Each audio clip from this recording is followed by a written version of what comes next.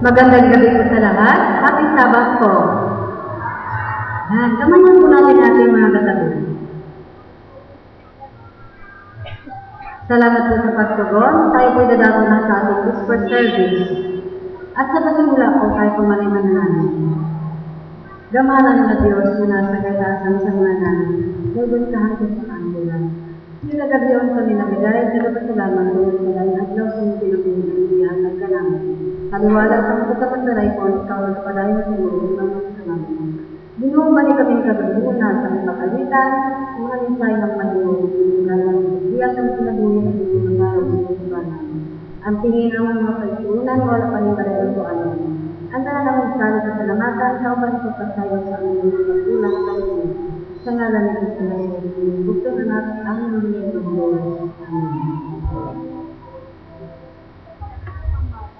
Awitin po natin ang Iniibig Kita, hymn number 130. Iniibig Kita, 130.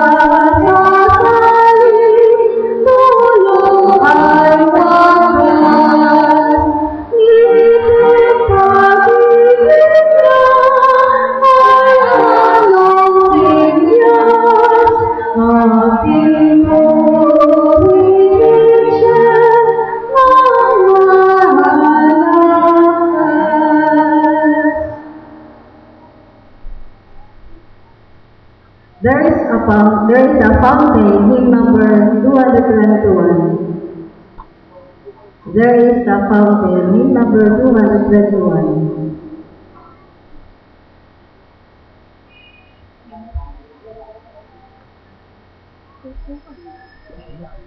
Ang kalwalatian sa Diyos Pinay, 228.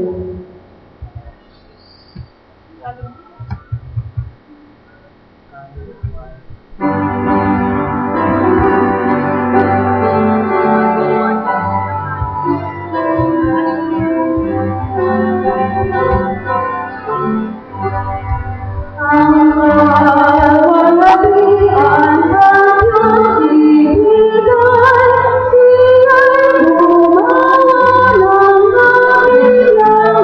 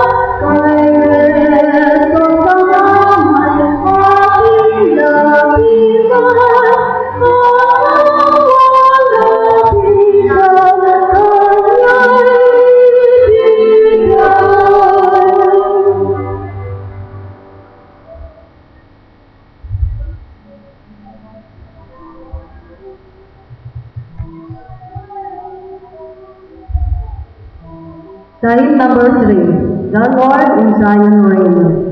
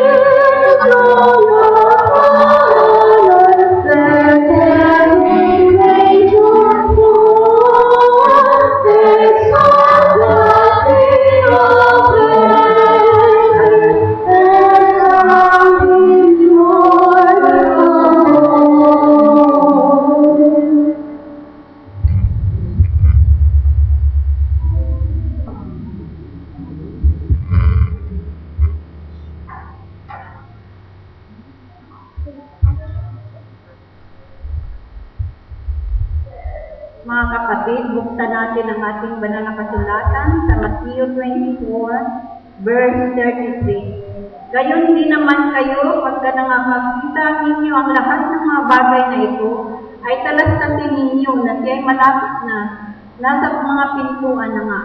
Pagpalain ang talatang nabasa at tayo naman sa panalangin. Ama namin ang Diyos kaskaitasan ng langit, sa oras na ito kami lubos nagpapasalamat sa inyo. Maraming salamat po sa inyong paggabay sa amin at dinala mo kami rito sa inyong banal na sambahan upang pag-aralan namin ang inyong banal na salita, Ama. At maraming salamat sa inyong pag-ibig at ganoon din po sa inyong pagkalinga sa amin sa buong isang linggo na magdaan, Ama. At ngayong gabi, ang banal na Espiritu ang siyang himok sa aming mga puso't kaisipan na mapakinggan namin ang inyong banal na salita upang ang inyong mga mensahe ay maibigay din namin sa iba. Tulungan mo rin si Abraham Estocada na siyang magdala ng mensahe ngayong gabi, Ama, nawa aming mapapakinggan ng mataman upang maisakabuhayan natin ito sa araw-araw ng pamumuhay at ang pagpakumbaba sa aming mga sarili ang maranasan namin sa gabi nito. Patawarin mo kami sa aming nagawang pagkukulang pagkakasala sa inyong aming hiling sa pangalan ng tagapagligtas ng Jesus.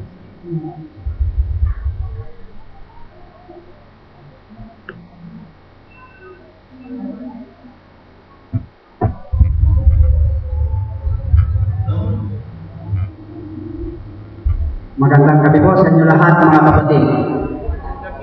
Happy Sabat po. Puri po ang Diyos, kanyang kadakilaan, sapagkat kanyang panalasabat sa araw na ito, tayo ay muling makakapagpahinga sa ating mga pagkakatawan sa ating pananabuhay. At higit sa lahat po, tayo ay muling makakapagsamba sa kanyang malang pangalan. Sa gabi po ito, ang mga magsigalap ay ang mga sumusunod, Ang nagpawit po sa atin ay si Sister Conching Usmeña at ang tumutupo sa piano ay si Brother Ray Kamay. Ang magbibigay po ng mensahe sa pamagitan ng awit ay si Sister Sally Luminaria at ang ating po tagapagsalita ay si Brother Bang Estocada. Ang pong lingkod as presider ay si Brother Renan Yanusa.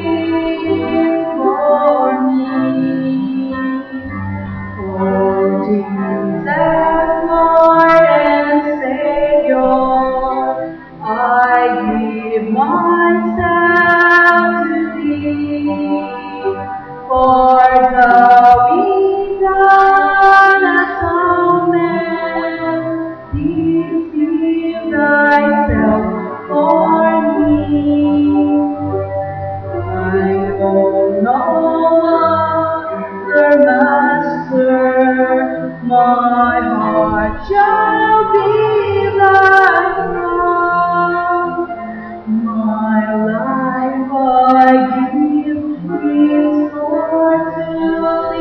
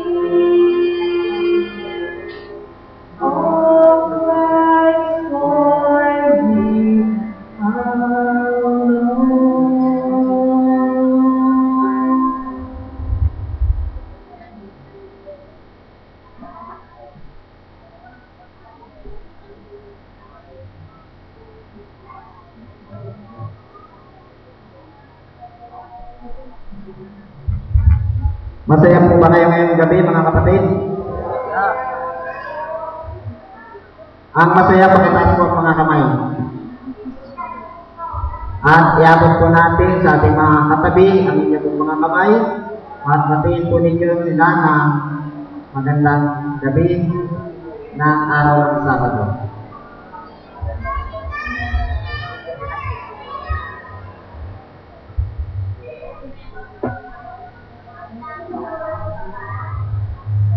Una sa lahat, mga kapatid, ay dapat po tayong magpasalamat sa ating Panginoong Diyos sapagkat malaya pa po tayong nakakapagsamba ng mga ganitong mga gawain. Kasi ayon po sa banal na kasulatan ay darating ang araw na hindi na po natin makagawa ang ganitong gawain na pagsamba. Kasi ang mga Kristiyano po sa mga huling araw ay uusigin. Kaya habang tayo po ay merong mga pagkakataon, meron tayong mga panahon na malaya na makapaglingkod sa Panginoon, ay gawin na po natin. Huwag na po natin antayin na kung saan dumating ang pag-uusig ay doon tayo ikilos. So, ibig sabihin, mas maganda na tayo ay nakakapaglingkod na sa Panginoon bago pa dumating ang pag-uusig. Alam niyo po ba, mga kapatid, na ayon sa aking nakuhang balita sa Channel 9, ay itong yung Papa sa Roma ay kinausap na ang grupo ng mga Muslim. Ewan ko kung ano ang pinag-usapan nila. Basta yun ay na-broadcast sa Channel 9 umagang-umaga, pero gabi naman sa kanilang lugar. So, yun po, mga kapatid, isa sa mga impormasyon na dapat natin tandaan na unti-unti na pong tayo ay papalapit sapagkat ang banal na kasulatan ay nagsasabi po ng katotohanan. Ako po ay nagpapasalamat sa isang pribilehiyo na makapagsalita dito. Binigyan po ako ng pagkakataon na makapag-share po sa inyo ng salita ng ating Panginoon. Sino po dito yung nakarang Miyerkules? Sino po yung nandito, mga kapatid? Ano po bang topic ni Brother Emer ng Miyerkules? Ang topic po ni Brother Emer ng Miyerkules ay may kinalaman po sa pangako ng ating Panginoon na siya ay muling darating. Yan po yung topic niya. Ito po ay karugtong ng topic po niya. At ito po ay may kinalaman naman po ito sa mga tanda na ibinigay ng ating Panginoon bago siya darating. Meron po ba ditong mga bisita, mga kapatid? Yung mga hindi Adventista, meron po ba dito? Nais ko pong tandaan ninyo, kung meron man po tayong mga bisita ngayon, ay nawa, ang mensahe nito ay magpapalakas sa bawat isa sa atin. Okay. Alam niyo, mga kapatid, ang ating Panginoong Jesus ay nangako po siya sa kanyang mga alagad na siya'y muling darating. Ito na po yung pinakamagandang balita sa lahat ng balita na ating napabalitaan.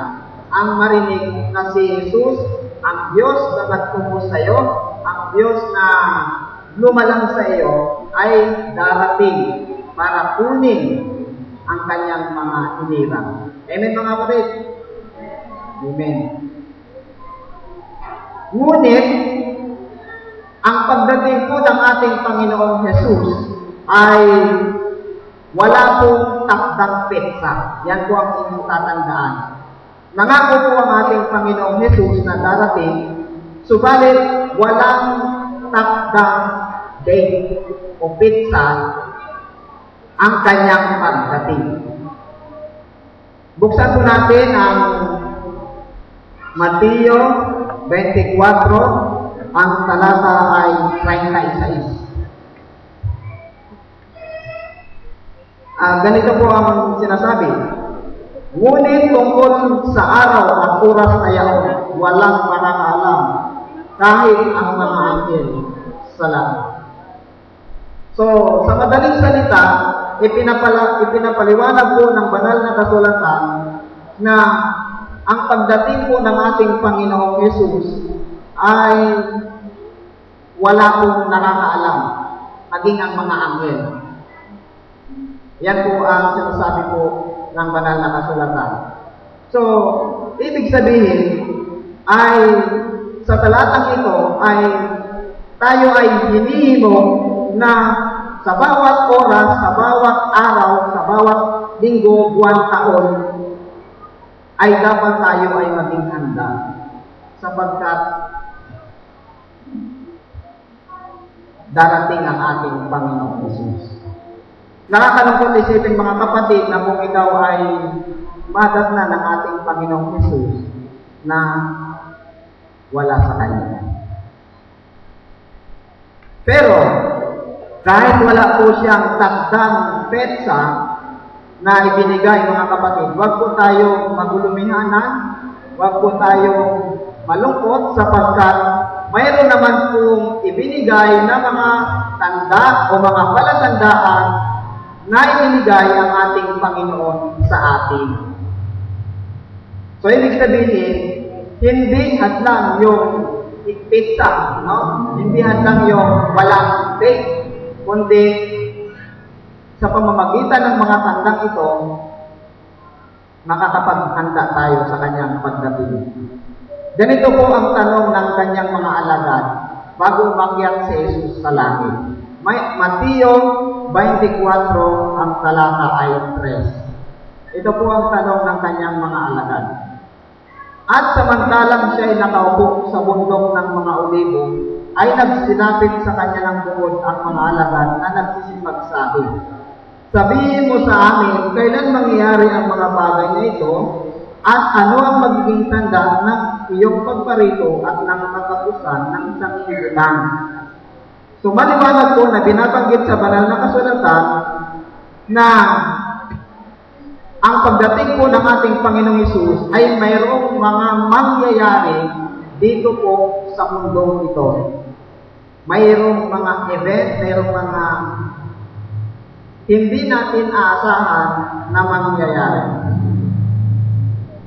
Isang katanungan ng mga alagad sa ating Panginoong Hesus. Isang tanong na makikita mo ang kanilang pagiging malakas nila sa kanilang pananampalataya sa ating Panginoon. Unang palatandaan mga kapatid na ibinigay ng ating Panginoong Yesus. Tandaan mo rin mga kapatid. Una, ito po ang unang palatandaan. Mateo 24, ang talata ay 4 at 5. Ang sabi ng ating Panginoong Yesus, at sinabi niya sa kanila, mag-ingat kayo na huwag kayong mailigaw minuman, sapagkat marami ang magsisiparito sa ating pangalan na magsasabi, ako ang Kristo, at ililigaw ang marami. Unang palatandaan po, unang tanda bago dumating si Jesus, maglalabasan ang mga antikristo. Ibig sabihin, yung mga antikristo, mga kapatid, against the law of God. Ang antikristo ay kumakalaban o lumalaban sa kautusan ng ating Panginoong Jesus. Ano po ba ang kautusan ng ating Panginoong Jesus? Ang kautusan po ng ating Panginoong Jesus, 10 utos. Alam niyo mga kapatid, ito po ba ay natupad? Natupad po ito mga kapatid. Ito po ay isang salita ng ating Panginoon na nagkaroon po ng katuparan. Sa anong paraan po? Ayon po sa statistic mga kapatid ng SSD, ang relihiyon po sa Pilipinas Hindi pa po natin isasama dyan ang Muslim, Buddhism, Hinduism, hindi pa po natin isasama. Christianity pa lang po yan, hati-hati, 2,000. Oh. 2,000 na mga denomination, Christianity pa lang po yun. Hindi pa po dyan kasama ang mga non-Christian. So, ibig sabihin, napakaraming religion sa buong mundo.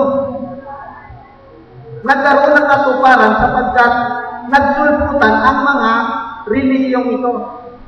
Hindi naman po natin pwedeng sisihin yung mga tao nandun.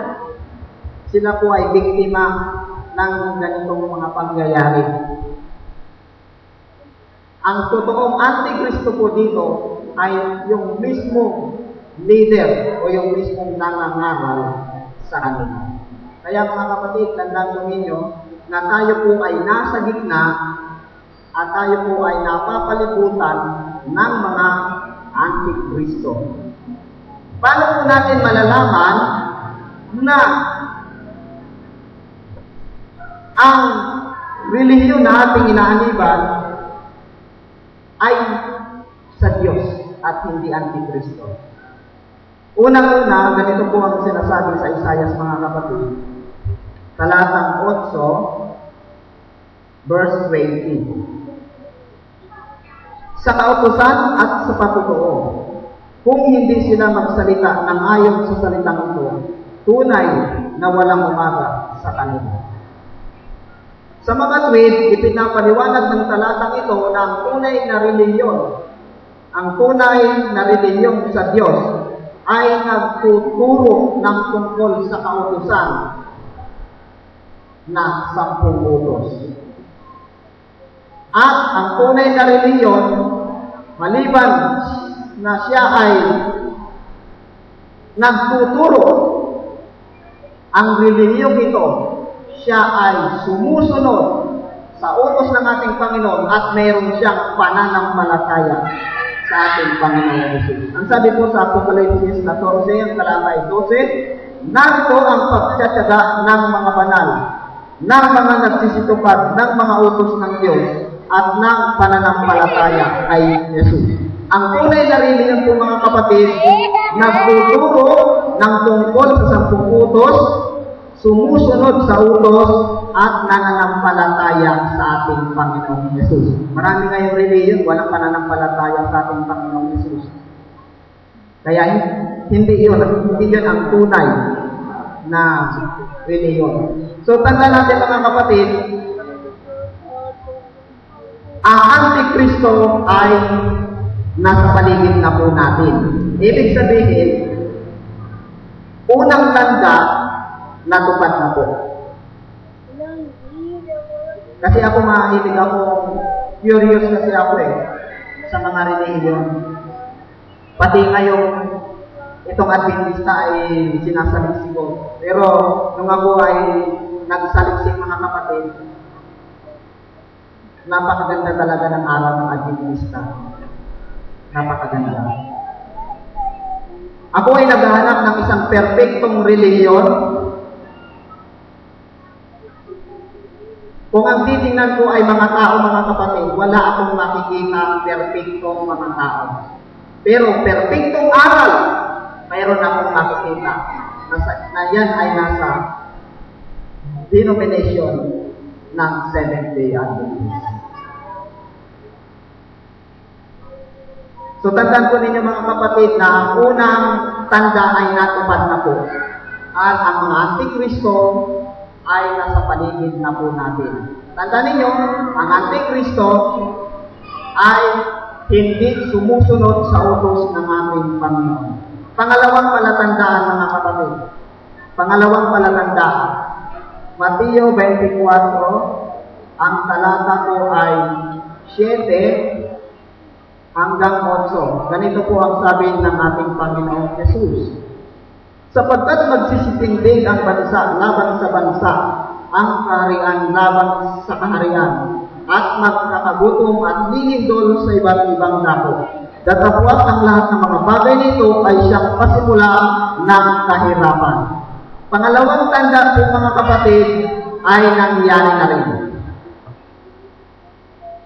Naganap na ang digmaan,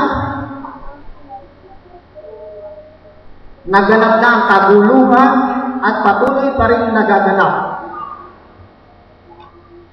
Nagaganap na rin po ang kahirapan. So, ibig sabihin mga kapatid, nasa kalagitnaan na po tayo ng mundong ibabaw. O lagpas na nga po. Kasi napakatagal na po ng palugit na ibinigay sa atin ng ating Panginoon. Tandaan po ninyo, mga kapatid, na ang pangalawang palatandaan ibinigay sa atin ng ating Panginoong Hesus, natupad na rin. Kaguluhan, digmaan, kahirapan. Natupad na po yan. At alam ko na bawat isa sa atin ay hindi po ignorant sa mga ganitong mga bagay. Pangatlong palatandaan ay binigay ng ating Panginoong Hesus bago siya darating.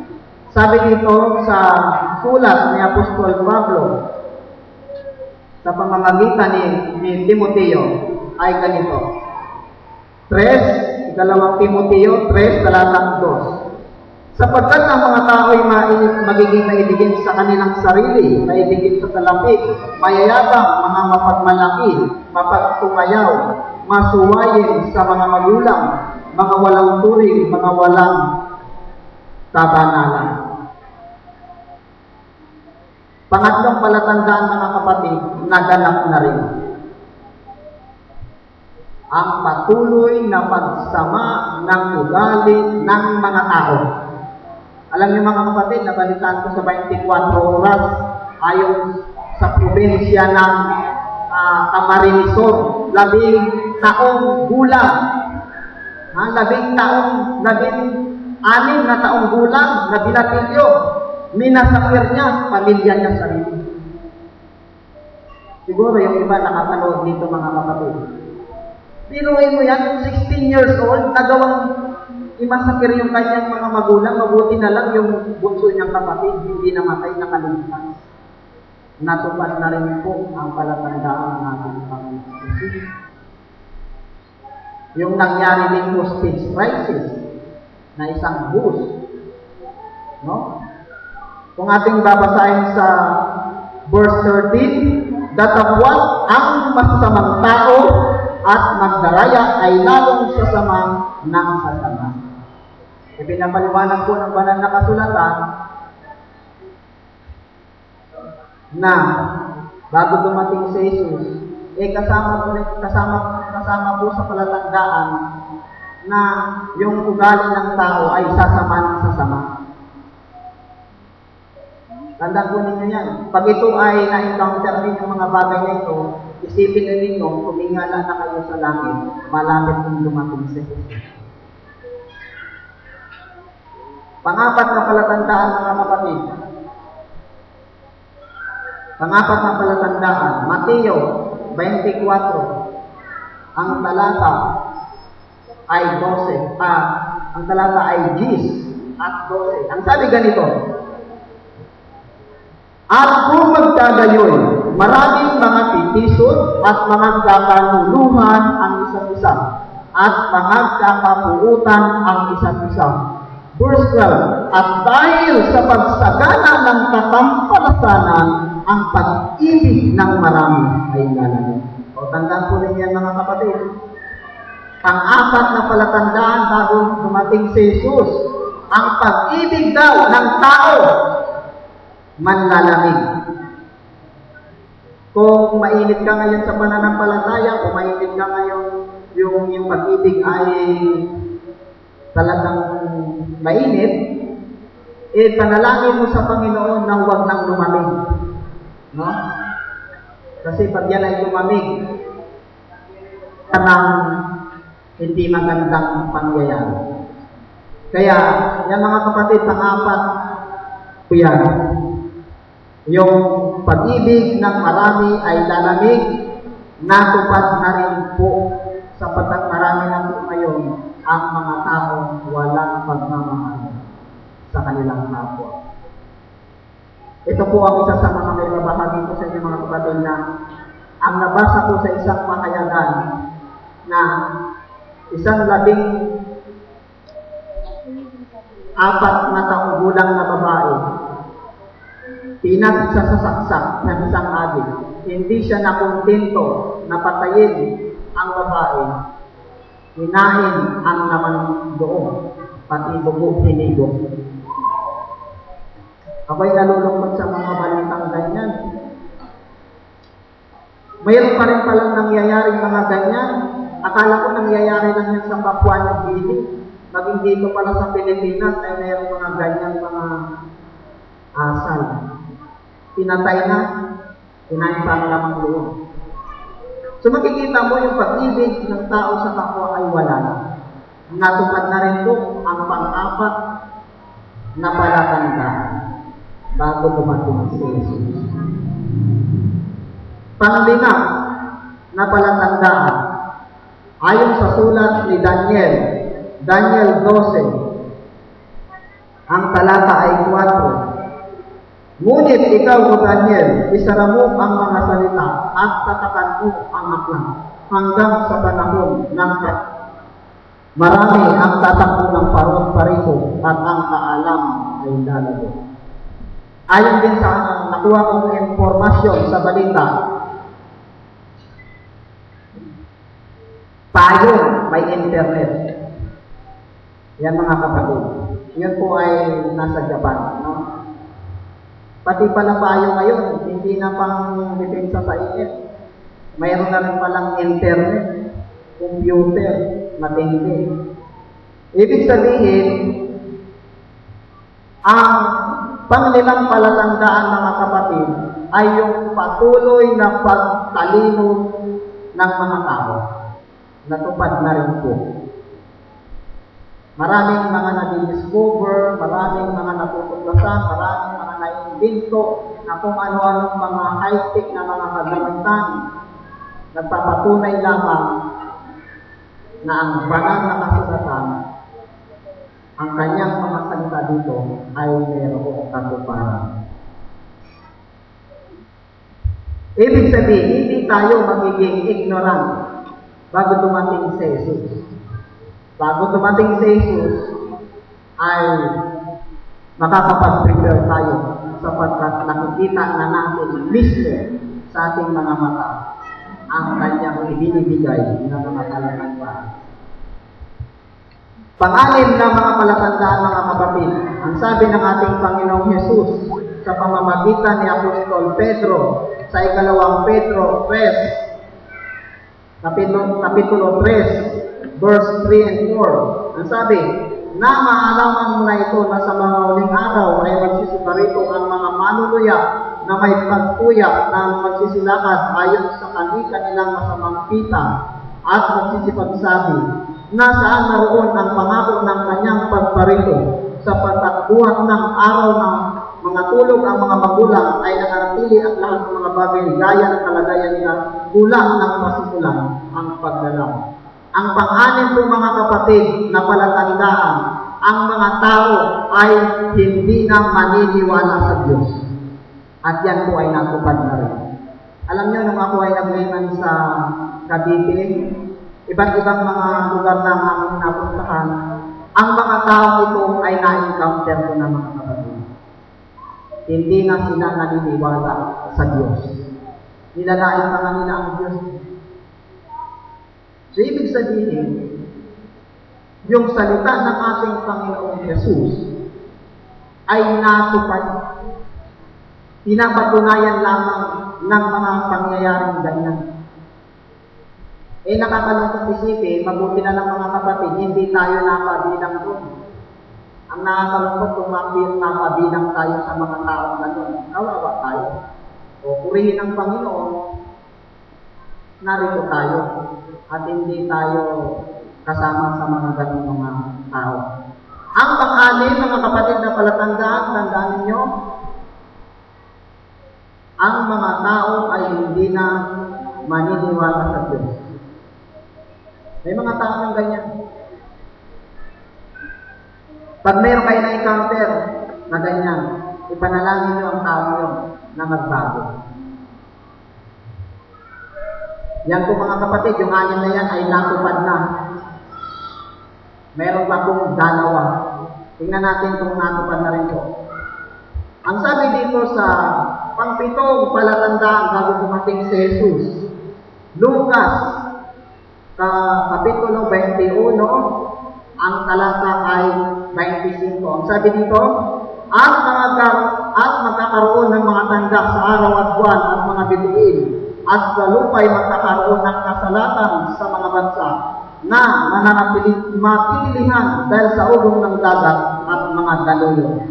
Ipinapaliwanag lamang ng talatang ito na bago dumating si Jesus ay magaganap ang mga sunod-sunod na mga kalamidad. Nandyan yung landslide, nandyan yung baha, nandyan yung bagyo, nandyan yung kung ano-anong mga kalamidad na nangyayari sa ating kapaligiran at marami ang naapektuhan. Natupad na rin po ang pang-7 palatandaan.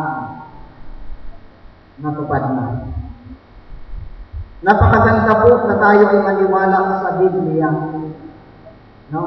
Napakaganda. Sapagkat ang lahat ng mga salita na nasa Biblia natutupad. At ang pang-8 palatandaan mga kapatid bago dumating si Jesus ay, ang sabi dito sa Mateo, balikan natin ang Mateo 24, ang talata ay 14. At ipangangaral ang Ebanghelyong ito ng Kaharian sa buong sanglibutan sa pagpapatutuo sa lahat ng mga bansa at kung magkagayoy, darating ang wakas. Natupad na po ba ang pangangaral sa buong mundo? Mga kapatid? Ha? Natupad na po ba ito? Hindi pa.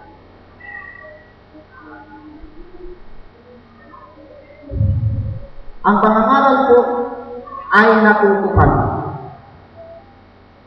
Pag tayo ay nagkakaroon ng crusade,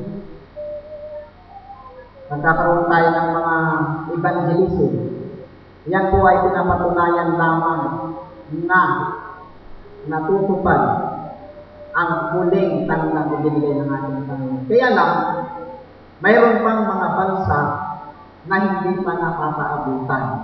Pero, natupad na po ang pangangaral ng Ebanghelyo.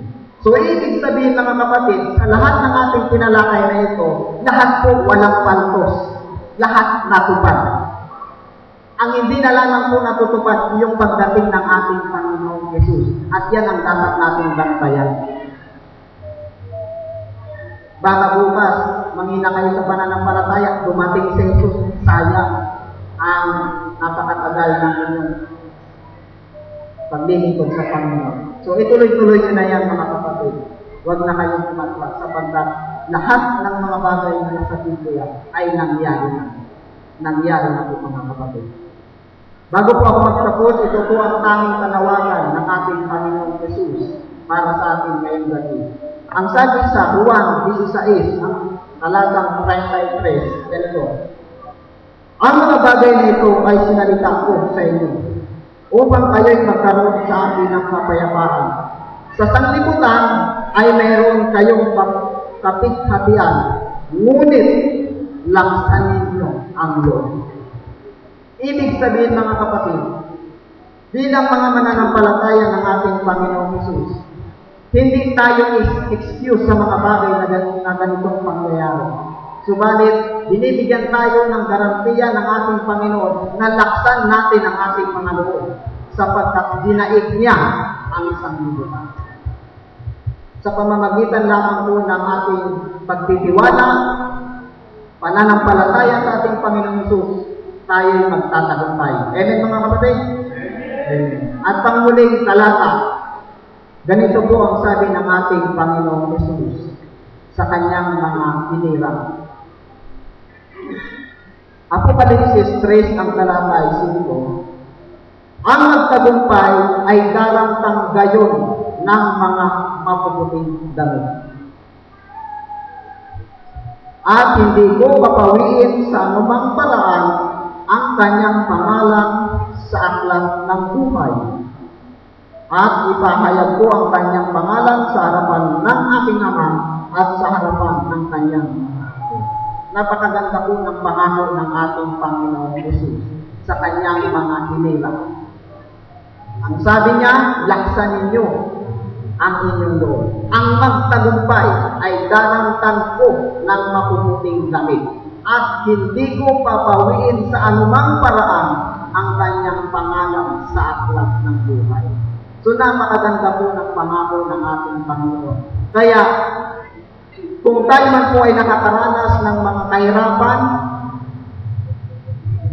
ng kung ano-anong mga pagsubok sa ating mga buhay, huwag po ninyong ipagpalit ang buhay na walang hanggan sa mga bagay na makapagpapahinang sa inyong pananampalataya. So mga kapatid, ang mensaheng ito nawa ay nakapagbigay sa inyo ng isang encouragement na tayo ay lumakas sa ating pong mga pananampalataya at magpatuloy hanggang sa pagdating ng ating Panginoon Jesus. Purihin po tayo, ito po ang ating dalangin.